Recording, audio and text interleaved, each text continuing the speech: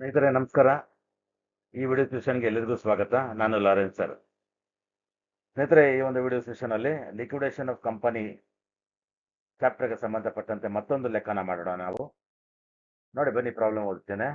ನೋಡಿ, ಈ ಒಂದು ಪ್ರಾಬ್ಲಮ್ 2015 ಅಲ್ಲಿ 6 ಮಾರ್ಕ್ಸ್ ಕೇಳಿರುವಂತ ಪ್ರಾಬ್ಲಮ್ ಈ ರೀತಿ ಇದೆ. Anur limited went into liquidation on 31st March 2019. Unsecured creditors were 8 lakhs, including rupees 1 lakh preferential claims. Secured creditors secured with the plant and machinery stood at rupees 4 lakhs. Cash in hand was 20,000 rupees. The liquidator realized plant and machinery for 3 lakhs rupees and other assets realized rupees 2 lakhs.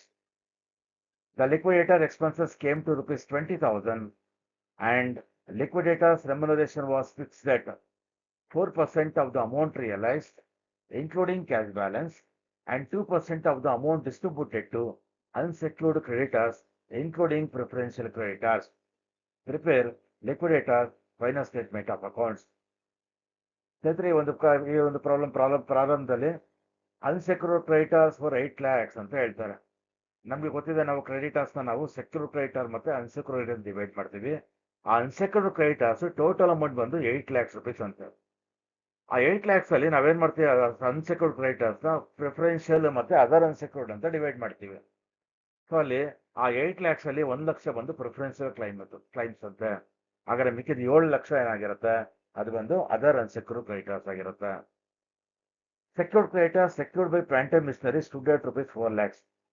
ಈ ಒಂದು ನನ್ನ ಕಂಪನಿಯವರು ಏನ್ ಮಾಡಿದ್ದಾರೆ, ಸಾಲ ಪಡೆಯುವಾಗ security ಆಗಿ plant and ಮಿಷನರಿನ ಕೊಟ್ಟಿದ್ದಾರೆ. ಪ್ಲಾಂಟ್ ಅಂಡ್ ಮಿಷನರಿ ಡಾಕ್ಯುಮೆಂಟ್ಸ್ ನ ಅವ್ರಿಗೆ ಕೊಟ್ಟು ಸಾಲ ತಗೊಂಡಿದ್ದಾರೆ. ಸಾಲ ಎಷ್ಟು ತಗೊಂಡಿದ್ದಾರೆ? 4 ಲಕ್ಷ ರೂಪಾಯಿ ಸಾಲ, 4 ಲಕ್ಷ ರೂಪಾಯಿ ಸಾಲ ತಗೊಂಡಿದ್ದಾರೆ. ಕ್ಯಾಶ್ ಇನ್ ಹ್ಯಾಂಡ್ ವಾಸ್ 20,000 ಅಂತೆ. ಇವ್ರ ಹತ್ರ ಕ್ಯಾಶ್ ಕೂಡ ಇದೆ 20,000. The liquidator realise the plant and missionary for 3 lakhs and other assets realise 2 lakhs. ನೋಡಿ, ಇಲ್ಲಿ ಲಿಕ್ವಿಡೇಟರ್ ಏನ್ ಮಾಡ್ತಾನೆ, ನಾವೇನ್ ಪ್ಲಾಂಟ್ ಅಂಡ್ ಮಿಷನರಿ ಅಂತ ಡಾಕ್ಯುಮೆಂಟ್ ಕೊಟ್ಟಿದ್ವಿ, ಆ ಅಸೆಟ್ ಪ್ಲಾಂಟ್ ಅಂಡ್ ಮಿಷನರಿಯಿಂದ ಮಾರಿ ಬಂದಂತ ಹಣ ಎಷ್ಟಂದ್ರೆ 3 ಲಕ್ಷ ರೂಪಾಯಿ ಇದೆ. ಅದ್ರ ಅರ್ಥ ಏನಂದ್ರೆ, ಸಾಲ 4 ಲಕ್ಷ ಆಯ್ತು ಪ್ಲಾಂಟ್ ಅಂಡ್ ಮಿಷನರಿ ಮೇಲೆ. ಪ್ಲಾಂಟ್ ಅಂಡ್ ಮಿಷನರಿನ ಈ ಲಿಕ್ವಿಡೇಷನ್ ಟೈಮ್ ಅಲ್ಲಿ ಮಾರಿದ್ರೆ 3 ಲಕ್ಷ ರೂಪಾಯಿ ಬರ್ತಾ ಇದೆ. ಹಾಗಾದ್ರೆ ಈ ಒಂದು ಸಿಚುವೇಶನ್ ಏನಂತ ಕರಿತೀವಿ ನಾವಿಲ್ಲಿ? ಪಾರ್ಟ್ಲಿ ಸೆಕ್ಯೂರ್ಡ್ ಕ್ರೆಡಿಟರ್ಸ್ ಅಂತ ಹೇಳ್ತೀವಿ. ಪಾರ್ಟ್ಲಿ ಸೆಕ್ಯೂರ್ಡ್ ಕ್ರೆಡಿಟರ್ಸ್ ಕೊಟ್ಟಾಗ ನಾವ್ ಏನ್ ಮಾಡ್ತೀವಿ ಅಂದ್ರೆ, ಪ್ಲಾಂಟ್ ಅಂಡ್ ಮಿಷನರಿ 3 ಲಕ್ಷಕ್ಕೆ ಸೇಲ್ ಆಗಿದೆ. ಆ 3 ಲಕ್ಷನ ನಾವೇನ್ ಮಾಡ್ತೀವಿ, ಆರ್ಡರ್ ಆಫ್ ಪೇಮೆಂಟ್ ಅಲ್ಲಿ ಫಸ್ಟ್ ಸೆಕ್ಯೂರ್ಡ್ ಕ್ರೆಡಿಟರ್ಸ್ಗೆ 3 ಲಕ್ಷ ರೂಪಾಯಿ ಪೂರ್ತಿ ಕೊಟ್ಬಿಡ್ತೀವಿ. 4 ಲಕ್ಷದಲ್ಲಿ 3 ಲಕ್ಷ ರೂಪಾಯಿ ಅವ್ರು ಪೂರ್ತಿ ಕೊಟ್ಬಿಡ್ತೀವಿ.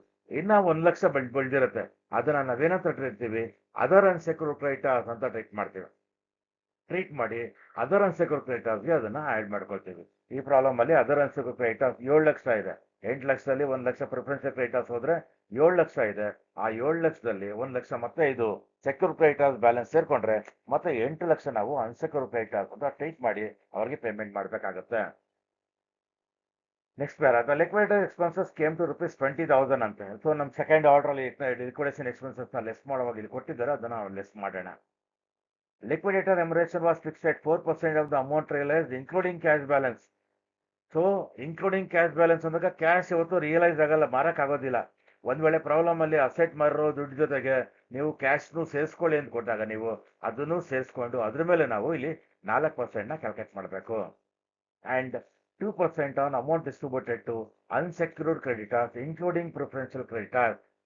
ಇಲ್ಲಿ ಅನ್ಸೆಕ್ಯೂರ್ಡ್ ಕ್ರೆಡಿಟರ್ಸ್ ಅಂದ್ರೆ ಇಲ್ಲ ಅರ್ಥ ಏನಂದ್ರೆ ಅದರ್ ಅನ್ಸೆಕ್ಯೂರ್ಡ್ ಕ್ರೆಡಿಟರ್ಸ್ ಮೇಲೆ 2% ಕ್ಯಾಲ್ಕುಲೇಟ್ ಮಾಡಿ ಇವ್ರನ್ನೂ ಸೇರಿಸ್ಕೊಂಡು ಯಾರನ್ನ ಪ್ರಿಫರೆನ್ಷಿಯಲ್ ಕ್ರೆಡಿಟರ್ಸ್ ಎಲ್ಲ ಅವ್ರ ಮೇಲೆ ಅವ್ರು ಕೊಡುವಂತ ಅಮೌಂಟ್ ಮೇಲೂ ಕೂಡ ನೀವು 2% ನ ಕೊಡಿ ಅಂತ ಹೇಳ್ತಾ ಇದ್ದಾರೆ. Prepare liquidators final statement of accounts.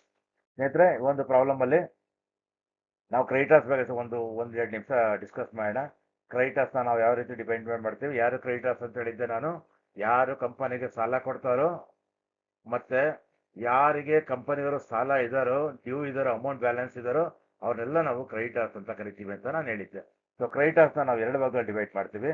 ಒಂದು ಸೆಕ್ಯೂರ್ಡ್ ಕ್ರೆಡಿಟರ್ಸ್, ಇನ್ನೊಂದು ಬಂದು unsecured creditors. So secured creditors ಅಲ್ಲಿ 2 ಭಾಗ ಇದೆ. ಒಂದು ಫುಲ್ಲಿ ಸೆಕ್ಯೂರ್ಡ್ ಕ್ರೆಡಿಟರ್ಸ್, ಇನ್ನೊಂದು ಬಂದು ಪಾರ್ಟ್ಲಿ ಸೆಕ್ಯೂರ್ಡ್ ಕ್ರೆಡಿಟರ್ಸ್. ಇವ್ರು ಡಿವೈಡ್ ಹೆಂಗ್ ಮಾಡ್ತೀವಿ ನಾವಿಲ್ಲಿ? ಸೆಕ್ಯೂರಿಟಿ ಏನ್ ಕೊಟ್ಟಿರ್ತೀವಿ, ಆ ಸೆಕ್ಯೂರಿಟಿ ನಾವು ಲಿಕ್ವಿಡೇಷನ್ ಟೈಮಲ್ಲಿ ಮಾರಿದಾಗ ಸಾಲಕ್ಕಿಂತ ಅಮೌಂಟ್ ಜಾಸ್ತಿ ಬಂದ್ರೆ, ಜಾಸ್ತಿಗೆ ಸೇಲ್ ಆದ್ರೆ ನಾವು ಫುಲ್ಲಿ ಸೆಕ್ಯೂರ್ಡ್ ಕ್ರೆಡಿಟರ್ಸ್ ಅಂತ ಹೇಳ್ತೀವಿ. ಸಾಲಕ್ಕಿಂತ ಕಡಿಮೆ ರೇಟ್ಗೆ ಸೇಲ್ ಆದ್ರೆ ಅದನ್ನ ಪಾರ್ಟ್ಲಿ ಸೆಕ್ಯೂರ್ ಕ್ರೆಡಿಟರ್ಸ್ ಅಂತ ಹೇಳ್ತೀವಿ. ಅಲ್ಲಿಗೆ ಇಲ್ಲಿ ಒಂದು ಇದೇನಾಗ್ತದೆ, ಇಲ್ಲಿ 4 ಲಕ್ಷ ಇರೋ ಸಾಲಕ್ಕೆ 3 ಲಕ್ಷಕ್ಕೆ ಹಾಕ್ತಾರೆ, ಇಲ್ಲಿ ಪಾರ್ಟ್ಲಿ ಸೆಕ್ಯೂರ್ ಕ್ರೆಡಿಟರ್ಸ್ ಅಂತ ಆಗಿದೆ ಅಂತ ಇಲ್ಲಿ. ಮತ್ತೆ ಅನ್ಸೆಕ್ಯೂರ್ಡ್ ಕ್ರೆಡಿಟರ್ಸ್ನ ನಾವು ಎರಡು ಭಾಗದಲ್ಲಿ ಡಿವೈಡ್ ಮಾಡ್ತೀವಿ. ಒಂದು ಪ್ರಿಫರೆನ್ಷಿಯಲ್ ಕ್ರೆಡಿಟರ್ಸ್ ಅಂತ, ಇನ್ನೊಂದು ಅದರ್ ಅನ್ಸೆಕ್ಯೂರ್ಡ್ ಕ್ರೆಡಿಟರ್ಸ್ ಅಂತ ಕರಿತೀವಿ. ಬನ್ನಿ, ಈ ಪ್ರಾಬ್ಲಮ್ ಅಲ್ಲಿ ಏನು ಈ ಒಂದು ಕ್ಲಾಸಿಫಿಕೇಶನ್, ಇದು ಒಂದು ಕ್ರೆಡಿಟರ್ಸ್ ಕ್ಲಾಸಿಫಿಕೇಶನ್, ಇದರಲ್ಲಿ ಏನೇನು ಅಮೌಂಟ್ ನಮಗೆ ಕೊಟ್ಟಿದ್ದಾರೆ ಅಂತ ನೋಡೋಣ. ಫಸ್ಟ್ ಪಾಯಿಂಟ್ ಅಲ್ಲಿ ಅನ್ಸೆಕ್ಯೂರ್ಡ್ ಕ್ರೆಡಿಟರ್ಸ್ ವರ್ 8 lakhs. ನೋಡಿ, ಈ unsecured creditors, total unsecured creditors ಬಂದು 8 ಲಕ್ಷ ಅಂತೆ. ಇನ್ಕ್ಲೂಡಿಂಗ್ ಅದರಲ್ಲಿ ಏನು ಪ್ರಿಫರೆನ್ಸಿಯಲ್ ಬಂದು 1 ಲಕ್ಷ ರೂಪಾಯಿ ಸೇರ್ಕೊಂಡಿದ್ದಾರೆ. ಹಾಗಾದ್ರೆ ಇಲ್ಲಿ ಈ ಪ್ರಾಬ್ಲಮ್ ಪ್ರಕಾರ ನಾವೇನ್ ಮಾಡ್ಬೇಕಿಲ್ಲಿ, ಪ್ರಿಫರೆನ್ಷಿಯಲ್ ಕ್ರೆಡಿಟರ್ಸ್ ಎಷ್ಟಿದೆ, 1 ಲಕ್ಷ ಇದೆ, ಅದನ್ನ ಪ್ರಿಫರೆನ್ಷಿಯಲ್ ಕ್ರೆಡಿಟರ್ಸ್ ಅಂತ ಬರೆಯೋಣ.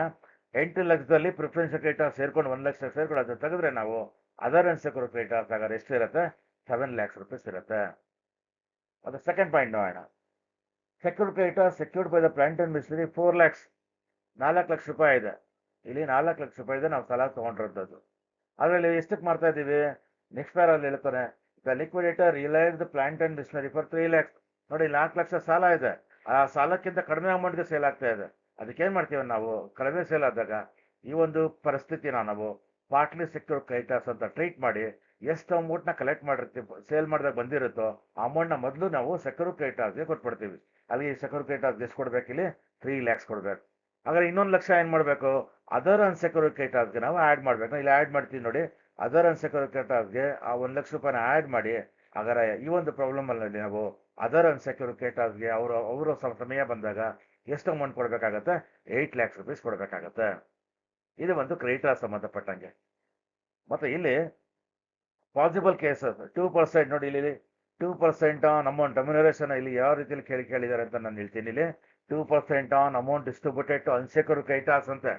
ಅನ್ಸೆಕ್ಯೂರ್ಡ್ ಕ್ರೆಡಿಟರ್ಸ್ ಇನ್ಕ್ಲೂಡಿಂಗ್ ಪ್ರಿಫರೆನ್ಷಿಯಲ್ ಅಂದ್ರೆ ಇವೆರಡು, ಅದರ್ ಅನ್ಸೆಕ್ಯೂರ್ಡ್ ಕ್ರೆಡಿಟರ್ಸ್ ಪ್ರಿಫರೆನ್ಸ್ ಎರಡು ಸೇರಿ ಅಂತೆ. ಇಬ್ಬರ ಮೇಲೂ ಒಂದ್ ವೇಳೆ ನಾವು ಇಲ್ಲಿ ಫಸ್ಟ್ ಕೇಸಸ್ ಏನೇನು ಬರ್ಬೋದು ಅಂತ ಹೇಳ್ತೀನಿ. 2% on amount paid to unsecured creditors ಅಂತ ಕೇಳ್ಬೋದು ಒಂದು ಪ್ರಾಬ್ಲಮ್ ಅಲ್ಲಿ, ಎಕ್ಸಾಮ್ ಅಲ್ಲಿ.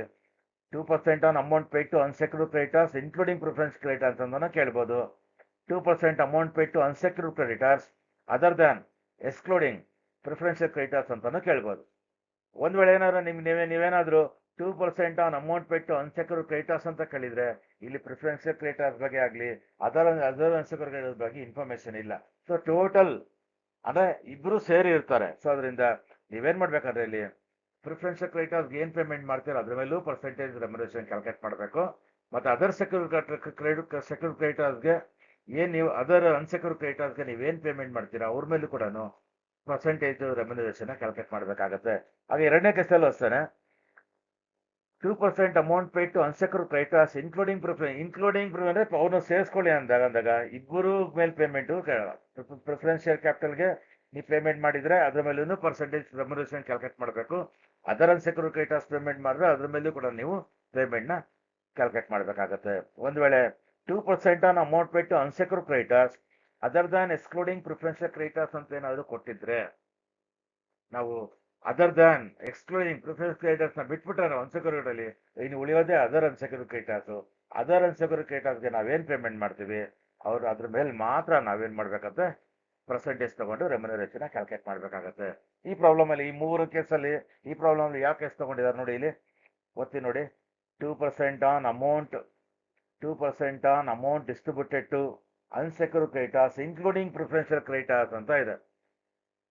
ಸೊ ಇನ್ಕ್ಲೂಡಿಂಗ್ ಅಲ್ಲ, ಇಲ್ಲಿ ನಮ್ದು ಎರಡನೇ ಕೇಸ್ ಪ್ರಕಾರ 2% amount paid to unsecured creditors including preferential creditors ಅಂತ. ಅಲ್ಲಿ ನಾವೇನ್ ಮಾಡ್ಬೇಕು, ಇಲ್ಲಿ ಪ್ರಿಫರೆನ್ಷಿಯಲ್ ಕ್ರೆಡಿಟರ್ಸ್ ಮೇಲೆ ಕೊಟ್ಟಿದ್ದ ಅಮೌಂಟ್ ಮೇಲೂ ನಾವು ಪರ್ಸೆಂಟೇಜ್ ಕ್ಯಾಲ್ಕುಲೇಟ್ ಮಾಡಬೇಕು. ಅದರ್ ಅನ್ಸೆಕ್ಯೂರ್ಡ್ ಕ್ರೆಡಿಟರ್ಸ್ ಮೇಲೂ ಕೂಡ ಪರ್ಸೆಂಟೇಜ್ ಕ್ಯಾಲ್ಕುಲೇಟ್ ಮಾಡಬೇಕಾಗತ್ತೆ. ಬನ್ನಿ ಪ್ರಾಬ್ಲಮ್ ಮಾಡೋಣ. ಹಾಗಾದ್ರೆ liquidator final statement of accounts ನಾನು ನಿಮ್ಗೆ ಹೇಳಿದ್ದೆ. ನಿಮ್ಗೆ ಇದು ಅಕೌಂಟ್ಸ್ ಅಲ್ಲ, ಇದು ಸ್ಟೇಟ್ಮೆಂಟ್. ಇಟ್ಸ್ ಕ್ಯಾಶ್ ಬುಕ್ ಅಂತ ಹೇಳಿದ್ದೆ ನಿಮ್ಗೆ. Particulars amount captions. ಸೊ ಇದನ್ನ ಒಂದ್ ಕಡೆ ರಸೀಟ್ ಸೈಡ್ ಅಂತ ಬರೀತೀವಿ, ಒಂದ್ ಕಡೆ ಪೇಮೆಂಟ್ ಸೈಡ್ ಅಂತ ಬರೀ ಅನ್ಕೊಂತೀವಿ ನಾವು. ಇಲ್ಲಿ ಬರೋ ದುಡ್ಡೆಲ್ಲ ಈ ಕಡೆ ಬರೀಬೇಕು. ಬರೋ ದುಡ್ಡಲ್ಲಿ ಮೊದಲೇ ಮಾರಿ ಬಂದಂತ ದುಡ್ಡು ಬರೆಯೋ ಮುಂಚೆ ಪ್ರಾಬ್ಲಮ್ ಅಲ್ಲಿ ಏನಾದ್ರು cash in hand cash at bank ಕೊಟ್ಟಿದ್ರೆ ಅದನ್ನ ಫಸ್ಟ್ ರೆಕಾರ್ಡ್ ಮಾಡಬೇಕು. ಈ ಪ್ರಾಬ್ಲಮ್ ಅಲ್ಲಿ ಕ್ಯಾಶ್ ಇನ್ ಹ್ಯಾಂಡ್ ಕೊಟ್ಟಿದ್ದಾರೆ, ನಿಮ್ಗೆ ಕ್ಯಾಶ್ ಇನ್ ಹ್ಯಾಂಡ್ ಕೊಟ್ಟಿದ್ದಾರೆ. ಇಲ್ಲಿ ಕೊಟ್ಟಿದ್ದಾರೆ ನೋಡಿ, ಇಲ್ಲಿ 40,000 rupees 20,000 rupees ಕೊಟ್ಟಿದ್ದಾರೆ. 20,000 ನೀವು ಫಸ್ಟ್ ರೆಕಾರ್ಡ್ ಮಾಡ್ಕೊಳ್ಳಿ. ಅದಾದ್ಮೇಲೆ ಅಸೆಟ್ ಮಾರಿ ಬಂತಾರ ದುಡ್ಡು ಎಲ್ಲಿ ಹೇಳ್ತಾರೆ ಇಲ್ಲಿ, the liquidator realise the plant and missionary for 3 lakhs and other assets total 5 lakh ರೂಪಾಯಿ ಕಲೆಕ್ಟ್ ಮಾಡ್ತಾ ಇದ್ದಾನೆ. ಅದನ್ನ ರೆಕಾರ್ಡ್ ಮಾಡ್ತೀನಿ ಆಗ ನಾನು. ಬರ್ತಾ ಇರೋ ದುಡ್ಡು ಪ್ಲಾಂಟ್ ಅಂಡ್ ಮಿಷನರಿನ 3 ಲಕ್ಷ ಬರ್ತಾ ಇದೆ. ಪ್ಲಾಂಟ್ ಅಂಡ್ ಮಿಷನರಿ ಮಾಡಿದಾಗ ಆ ಪ್ಲಾಂಟ್ ಅಂಡ್ ಮಿಷನರಿ ಬಿಟ್ಟು ಮಿಕ್ಕಿದೆಲ್ಲ ಅಸೆಟ್ ನ ಮಾಡಿದಾಗ ನಮಗೆ ಅದರ್ ಅಸೆಟ್ ರಿಯಲೈಸೇಷನ್ ಅಂದ್ರೆ 2 lakh rupees. ಸೊ ಇನ್ಯಾವುದು ಅಮೌಂಟ್ ನಮಗೆ ಬರ್ತಾ ಇರೋ ಪ್ರಾಬ್ಲಮ್ ಅಲ್ಲಿ ಕೊಟ್ಟಿಲ್ಲ, ನಾವು ಅದನ್ನ ಟೋಟಲ್ ಮಾಡ್ಕೊಳ್ಬಹುದು. ಹಾಗಾದ್ರೆ ನಮ್ಮ ಕೈಯಲ್ಲಿ ಅಸೆಟ್ಗಳಿಂದ ಮಾರಿ ಮತ್ತೆ ಕ್ಯಾಶ್ ಇನ್ ಹ್ಯಾಂಡ್ ಇರೋದಿಲ್ಲ, ಟೋಟಲ್ ಆಗಿ ನಮ್ಮ ಕೈಯಲ್ಲಿ ಅಮೌಂಟ್ ಎಷ್ಟಿದೆ ಅಂದ್ರೆ 5,20,000. ಅದು ನಾನು ಒಂದು ಕಡೆ ಇಲ್ಲಿ ರೆಕಾರ್ಡ್ ಮಾಡ್ಕೊತೀನಿ. ಬ್ಯಾಲೆನ್ಸ್ ಅಮೌಂಟ್ ಅವೈಲೇಬಲ್ ಅಂದ್ಬಿಟ್ಟು 5,20,000 ಇಟ್ಕೊಳ್ರಿ. ಈ 5,20,000 ಅಲ್ಲಿ ನಾನು ಏನ್ ಮಾಡ್ಬೇಕು, ಎಲ್ಲರಿಗೂ ಹಂಚ್ಬೇಕಂದ್ರೆ ಎಲ್ಲರಿಗೂ ಒಂದು ಆರ್ಡರ್ ಪ್ರಕಾರ ಅಮೌಂಟ್ ನ ಕೊಡ್ತಾ ಬರಬೇಕು. ಆರ್ಡರ್ ಏನ್ ಹೇಳುತ್ತೆ, section 53 insolvency and bankruptcy code ಪ್ರಕಾರ ಆರ್ಡರ್ ಆಫ್ ಪೇಮೆಂಟ್ಸ್ ಹೆಂಗ್ ಬರ್ಬೇಕಂದ್ರೆ, secured creditors, liquidation expenses, liquidators remuneration and commission, debenture ಹೋಲ್ಡರ್ಸ್ಗೆ ಕೊಡಬೇಕು, ಆಮೇಲೆ ಪ್ರಿಫರೆನ್ಷಿಯಲ್ ಕ್ರೆಡಿಟರ್ಸ್ ಕೊಡಬೇಕು, ಆಮೇಲೆ ಅದರ್ಸ್ ಅನ್ಸೆಕ್ಯೂರ್ಡ್ ಕ್ರೆಡಿಟರ್ಸ್ ಕೊಡಬೇಕು, ಪ್ರಿಫರೆನ್ಸ್ ಶೇರ್ ಹೋಲ್ಡರ್ಸ್ ಕೊಡಬೇಕು. ಲಾಸ್ಟ್ ಅಲ್ಲಿ ಇನ್ನೂ ದುಡ್ಡು ಉಳಿದಿದ್ರೆ ಈಕ್ವಿಟಿ ಶೇರ್ಸ್ ಕೊಡಿ ಅಂತ ಹೇಳ್ತಾರೆ. ಲಿಕ್ವಿಡೇಟರ್ ಈ ಒಂದು ಆರ್ಡರ್ ನಾವು ಪಕ್ಕ ಫಾಲೋ ಮಾಡಲೇಬೇಕು. ನಾವು ಫಾಲೋ ಮಾಡೋಣ. ಬನ್ನಿ, ಫಸ್ಟ್ ಯಾರು ಕೊಡಬೇಕು ಇಲ್ಲಿ, ಸೆಕ್ಯೂರ್ಡ್ ಕ್ರೆಡಿಟರ್ಸ್ಗೆ ಕೊಡಬೇಕು. ಸೆಕ್ಯೂರ್ಡ್ ಕ್ರೆಡಿಟರ್ಸ್ ಎಷ್ಟಿದೆ ಪ್ರಾಬ್ಲಮ್ ಅಲ್ಲಿ, ಅಮೌಂಟು ಎಷ್ಟಿದೆ ಪ್ರಾಬ್ಲಮ್ ಅಲ್ಲಿ, 4 ಲಕ್ಷ ಇದೆ. ಆದ್ರೆ ಅದು ಸೇಲ್ ಆಗ್ತಾ ಇರೋದು 3 ಲಕ್ಷನೇ. ಸೊ ಅದರಿಂದ 3 ಲಕ್ಷ ಮೊದಲು ನಾವು ಕೊಟ್ಬಿಡ್ಬೇಕು. ಮಿಕ್ಕಿದೊಂದು ನಾವೇನೋ ಅದರ್ ಸೆಕ್ಯೂರಿಟಿ ಕ್ರೆಡಿಟರ್ಸ್ ಅಲ್ಲಿ ಸೇರಿಸ್ಕೊತೀವಿ. ಸೊ 3 ಲಕ್ಷ ಪೇಮೆಂಟ್ ಮಾಡಬೇಡ ಈಗ. ಸೆಕ್ಯೂರಿಟಿ ಕ್ರೆಡಿಟರ್ಸ್ಗೆ ಅಮೌಂಟ್ ಕೊಟ್ಟಂಗಾಯ್ತು. ಅದನ್ನ ಅಮೌಂಟ್ ನಾನು ಹೊರಗಡೆ ಲೆಸ್ ಕೂಡ ಮಾಡ್ಕೊತೀನಿ. ಸೊ 5,20,000 ಅಲ್ಲಿ 3 lakh ಹೋದ್ರೆ 2,20,000 ಈಗ ಉಳಿದಿರೋ ಅಮೌಂಟು. ನೆಕ್ಸ್ಟ್ ಯಾರು ಕೊಡಬೇಕು, ಲಿಕ್ವಿಡೇಷನ್ ಎಕ್ಸ್ಪೆನ್ಸಸ್ ಕೊಡಬೇಕು. ಎರಡನೇ ಆರ್ಡರ್ ಅಲ್ಲಿ ಪ್ರಾಬ್ಲಮ್ ಲಿಕ್ವಿಡೇಷನ್ ಎಕ್ಸ್ಪೆನ್ಸಸ್ ಅಂತ ಇಲ್ಲಿ ಕೊಟ್ಟಿದ್ದಾರೆ. ಲಿಕ್ವಿಡೇಷನ್ ಎಕ್ಸ್ಪೆನ್ಸಸ್ ಅಮೌಂಟ್ ಇನ್ ರೂಪೀಸ್ 20,000 ಅಂತ ಕೊಟ್ಟಿದ್ದಾರೆ. ಸೊ ಲಿಕ್ವಿಡೇಷನ್ ಎಕ್ಸ್ಪೆನ್ಸಸ್ 20,000 ಕೊಟ್ಟಿದ್ದಾರೆ. ಆ 20,000 ಬರ್ಕೊಳ್ತೀನಿ. ಈ ಕ್ರೆಡಿಟ್ ಸೈಡ್ ಅಥವಾ ಈ ಪೇಮೆಂಟ್ ಸೈಡ್ ಅಲ್ಲಿ ಏನು ಅಮೌಂಟ್ ಬರೀತೀರಾ, ಇಲ್ಲಿ ಯಾವ್ದಾರ ಅಮೌಂಟ್ ನೀವು ರೆಕಾರ್ಡ್ ಮಾಡಿದ್ರೆ ಇಮಿಡಿಯೇಟ್ ಆಗಿ ಹೊರಗಡೆ ಬಂದು ಅಮೌಂಟ್ ನ ಲೆಸ್ ಮಾಡಬೇಕಾಗುತ್ತೆ. ಸೊ 20,000 ಲೆಸ್ ಮಾಡ್ತೀನಿ. ನನ್ನ ಹತ್ರ ಇನ್ನೂ ಎಷ್ಟು ದುಡ್ಡು ಉಳಿದಿದೆ ಅಂದ್ರೆ 2 lakhs rupees ಉಳಿದಿದೆ. ನೆಕ್ಸ್ಟ್ ಯಾರು ಕೊಡಬೇಕು, ಲಿಕ್ವಿಡೇಟರ್ಸ್ ರೆಮ್ಯುನರೇಷನ್ ಅಂಡ್ ಕಮಿಷನ್ ಕೊಡಬೇಕು. ಕಮಿಷನ್ ಹೇಳಿಲ್ಲ ಪ್ರಾಬ್ಲಮ್ ಅಲ್ಲಿ, ರೆಮ್ಯುನರೇಷನ್ ಕೊಟ್ಟಿದ್ದಾರೆ. ನೋಡಿ, ಈ ಪ್ರಾಬ್ಲಮ್ ನೀವು ಒಂದ್ಸರಿ ಹೇಳ್ಬಿಡ್ತೀನಿ ಇಲ್ಲಿ. Liquidators remuneration was fixed at 4% on amount realized, including cash balance. So on realized amount ಎಷ್ಟು ರಿಯಲೈಸ್ ಆಗಿದೆ, ಮಾರಿ ಬಂದಂತ ಹಣದ ಮೇಲೆ ಕ್ಯಾಶ್ ನ ಸೇರಿಸ್ಕೊಂಡು ಅದ್ರ ಮೇಲೆ 4% ಕೊಡ್ಬೇಕಾದ್ರೆ ಇದು ಒಂದು ರೀತಿ ಆಯ್ತು. ಮತ್ತೆ ಎರಡನೇ ರೀತಿಯಲ್ಲಿ 2% of the amount distributed to unsecured creditors including preferential creditors. Including ಅಂದಾಗ ಪ್ರಿಫರೆನ್ಸ್, ಎರಡನೇ ರೀತಿಯಲ್ಲಿ ಪ್ರಿಫರೆನ್ಸಸ್ ಪೇಮೆಂಟ್ ಮಾಡೋದ್ರ ಮೇಲೂ ನೀವು ಪರ್ಸೆಂಟೇಜ್ ಕ್ಯಾಲ್ಕುಲೇಟ್ ಮಾಡಬೇಕು. ಮತ್ತೆ ಅದರ್ ಅನ್ಸೆಕ್ಯೂರ್ಡ್ ಕ್ರೆಡಿಟರ್ಸ್ ಕೊಡೋದ್ರ ಮೇಲೆ ಕೂಡ ನೀವು ಪರ್ಸೆಂಟೇಜ್ ಕ್ಯಾಲ್ಕುಲೇಟ್ ಮಾಡಬೇಕು. ಅದರ ಅರ್ಥ ಏನಂದ್ರೆ, ಈ ಪ್ರಾಬ್ಲಮ್ ಅಲ್ಲಿ ರೆಮ್ಯುನರೇಷನ್ ನಾವು 3 ರೀತಿಯಲ್ಲಿ ಕ್ಯಾಲ್ಕುಲೇಟ್ ಮಾಡ್ತೀವಿ. ಒಂದ್ ಬಂದು on asset realised including cash balance. ಎರಡನೇದು ಬಂದು ಆನ್ ದ ಪೇಮೆಂಟ್ ಯಾರು ಮಾಡಿರ್ತೀವಿ, ಪ್ರಿಫರೆನ್ಷಿಯಲ್ ಕ್ರೆಡಿಟರ್ಸ್ಗೆ ಪೇಮೆಂಟ್ ಮಾಡಿರ್ತೀವಿ, ಅವ್ರ ಮೇಲೆ ಕೂಡ ನಾವು ಪರ್ಸೆಂಟೇಜ್ ಕ್ಯಾಲ್ಕುಲೇಟ್ ಮಾಡಬೇಕು.